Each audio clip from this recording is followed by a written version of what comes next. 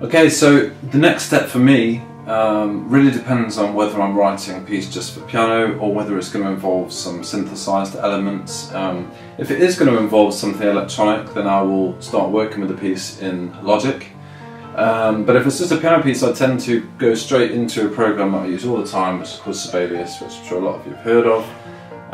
It's a powerful music notations piece of software that's really invaluable if you are a musician that has some knowledge of music theory.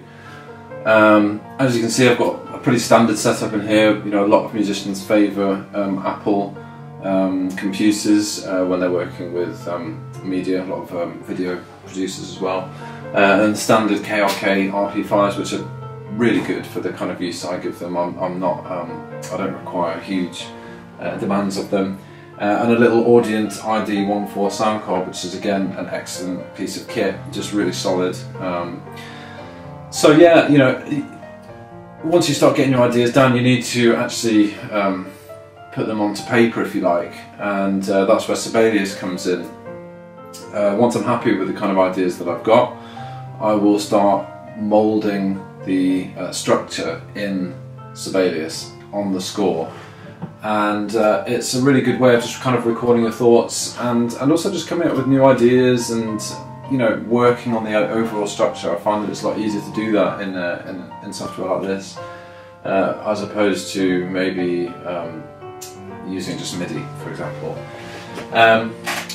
Another part of the process for me is once I've started progressing with it, you know, I will often bounce out a PDF version of the piece unfinished and just play through it on the piano, just to get a feel of how the piece actually flows, because it's so easy to get stuck in the nitty-gritty of the compositional side of things and you kind of lose your way, you know, you're not really taking a holistic view of it. So that's a big part of it for me. You know, one piece I'll probably bounce out you know, 10 PDFs until I've kind of reached the one that I'm actually happy with. Another good piece of advice, I think, is to take a step back from the composition every now and again. Just let it settle for a few days. You know, it's so easy to get kind of stuck and bogged down and to lose momentum, and it's fine. You know, it's fine to take a break. It's actually good. And I learned that from being a pianist. You know, occasionally when you're practicing a piece over and over again, the spark just goes, and there's nothing better than just leaving it for a week and you come back and it feels fresh, it feels exciting, and that applies to composition too.